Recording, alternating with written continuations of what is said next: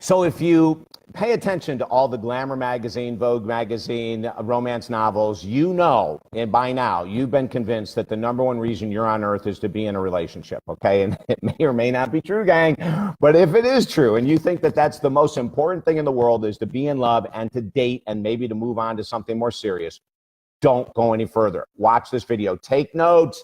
Take notes. Don't trust this that you're going to remember. Take notes because I want to give you some great tips to keep you off of the dating scene until you accomplish certain goals. Okay, David Essel here, David Essel's Daily Video Boost. You can join the Video Boost at talkdavid.com and get a video like this sent every morning to your email box, okay?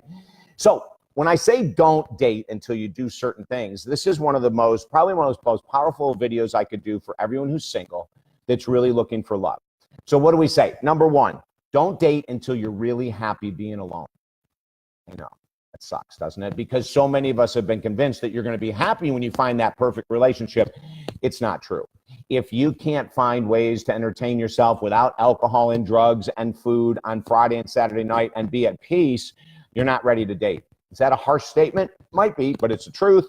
28 years as a counselor and a life coach, I can tell you how many relationships I've tried to repair, how many people I've tried to help overcoming being hurt, discouraged, betrayed in love, but they weren't ready. They weren't ready to date. So number one, be super happy in your relationships by yourself, just with yourself, a relationship with yourself. Number two, make sure that your life isn't filled with chaos and drama. So, and working with a client about 6 months ago, this guy came in and he was so lonely and he wanted to be in a relationship so bad. And I was talking to him about this thing called being happy by himself, which blew his mind. He didn't want to even slow down enough to do that. But then when I was talking to him about chaos and drama, his financial affairs were in chaos and drama. He had a huge amount of money he had to pay every month to a former wife, huge alimony. I mean, it was just incredible. And he was always stressed about money. And I said to him, until you get your finances in alignment, don't date. You're going to bring someone else into your chaos, right? If you're recently divorced, don't date if you're in a bunch of chaos. If you're separated, don't date if you're in chaos. And who isn't in chaos when you're separated, right?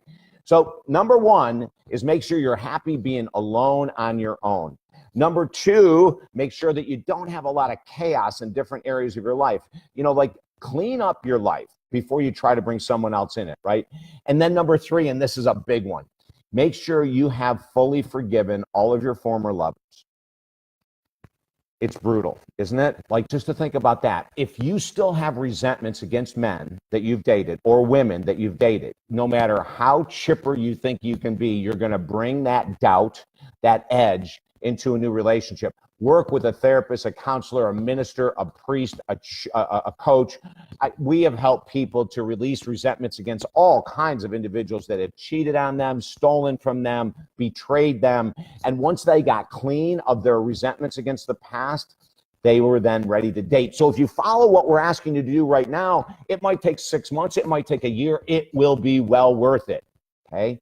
Clean up your life, then the odds are you'll have a much better chance at really creating an awesome relationship in the future. And if I can help you one-on-one, visit me at talkdavid.com, send an email, we'll kick butt together, okay? Have a beautiful day.